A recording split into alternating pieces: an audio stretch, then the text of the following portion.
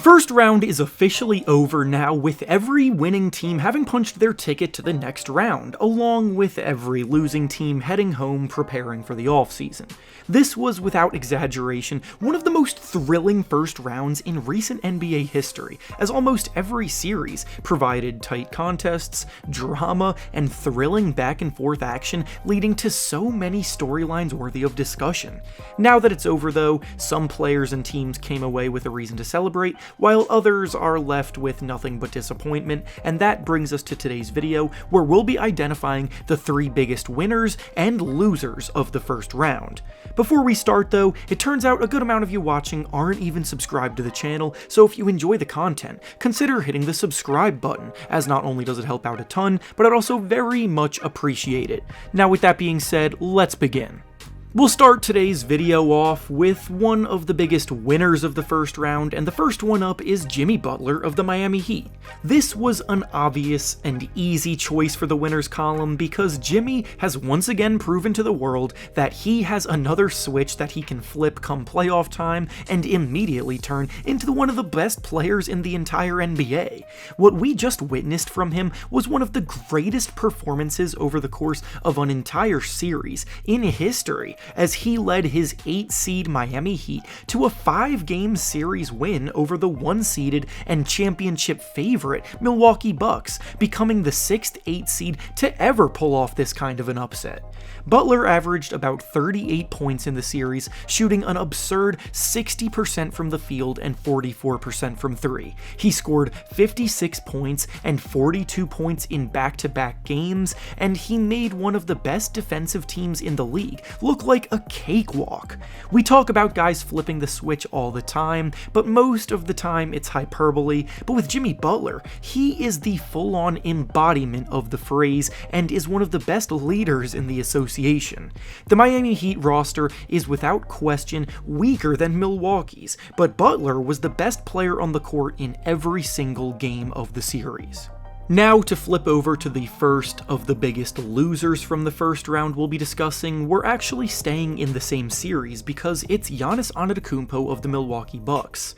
Giannis is someone who, in the eyes of many, is the best player in the world. He was an MVP candidate this year, he's playing alongside a Defensive Player of the Year candidate, a 6th Man of the Year candidate, a 2-way All-Star, and plenty of shooters in the rotation, and they were the team picked by most to win the East or even win it all. The fact that they lost to the 8 seed in the first round in 5 games, and the fact that their only win of the series came in a game that Giannis didn't even play in, is going to hurt his reputation and legacy no matter how you try to spin it. Yes, I'm aware that his back wasn't 100% healthy, but in Game 5, his missed free throws, his poor shooting, and the fact that he looked scared to touch the ball at times down the stretch because he didn't trust himself at the free throw line directly contributed to the collapse. So overall, this was an extremely poor showing for him, which lands him on the list of the biggest losers of the round. Now back to the winners column, the next player to land on this list is Steph Curry of the Golden State Warriors. This year's Warriors team left a lot of us wondering if we were watching the end of the run for this team's main core. They were terrible on the road this year, they barely avoided the play-in tournament, and something just seemed off about them going into the playoffs.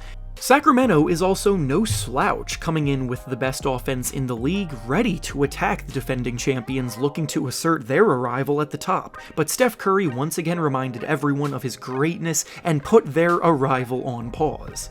The series went 7 games, but in Game 7 we saw Curry have one of the greatest elimination game performances we've ever seen, dropping 50 points, and with it, he let everyone know that he is still that guy and that he's not ready to pass the torch quite yet. Curry showed that he's still the best shooter in the league who can explode for a big night at any moment, he might be the best player in the world, and the Warriors are still alive looking to defend their title. Now back to the next player that finds themselves as one of the biggest losers of the first round, we have Dillon Brooks of the Memphis Grizzlies. Brooks was trying his best to become the league's villain this year, and he tried to ramp things up even further in this series, matched up with LeBron James and the Lakers. But the thing about being a troll is that you absolutely have to back up your words on the court, otherwise you become a laughingstock, and in Brooks' case, he is now probably the biggest laughingstock in the whole association. Brooks talks a lot, and I mean a lot, to the point where he was going directly at LeBron James trying his absolute hardest to poke the bear. He was calling him old, he was saying that he's not scared of him in the slightest, doing all these antics on the court aimed at him, and it backfired on him as hard as it possibly could. He got ejected from a game for smacking LeBron's groin, he was chucking up bricks every game, shooting them out of games at times, and he ran away from the spotlight when it came to do post-game interviews, which is the worst thing a troll like him could do, because now he just looks like a coward, and his reputation is lower than it has ever been. Now, for the final player on our list of the biggest winners of the first round, we have Russell Westbrook of the Los Angeles Clippers. Westbrook has had his name dragged through the mud. He's been slandered to oblivion, and people gave up on him as an impactful player in this league. So when Paul George was ruled out for the series, and Kawhi Leonard went down due to injury, it was assumed that it would be smooth sailing for the Suns the rest of the way.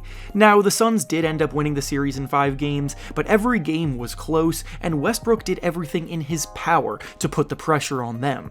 He scored 28 points, 30 points, and then 37 points in 3 consecutive games. He was creating good looks for those around him, and he proved that he can still make a positive impact on a playoff team, which will assuredly restore some of his damaged reputation after his stint with the Lakers.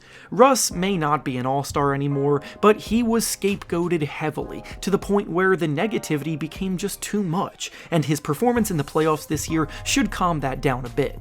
And finally, the last player in the loser column of today's video is Donovan Mitchell of the Cleveland Cavaliers. There were 2 main teams in the race to trade for Mitchell this past summer, the Knicks and the Cavaliers. The Cavaliers were the ones who won the sweepstakes, which then led to the Knicks shifting their focus to landing Jalen Brunson, and the fact that they matched up in the first round this year felt almost poetic. What lands Mitchell on this list, though, is the fact that the Knicks took down his Cavaliers and that Mitchell got outplayed by Jalen Brunson, which has to sting a little bit. He could have been a Knick, and now he has to watch the Knicks move on, while his alternative option is emerging in his place. He wanted out of Utah because he had to carry way too much of the offensive workload, and now in Cleveland, he and Darius Garland are in a similar position, doing a brunt of the creation while the front court struggles. Mitchell didn't shoot very well himself though, and ultimately it wasn't enough, so all of that contributes to him being the final member of the losers list from the first round of this year's playoffs. And with that being said, that's all I have for you today. Make sure to like the video, subscribe to the channel, and comment down below who you think the biggest winners and losers were from this round. Thanks for watching, and I'll see you all next time.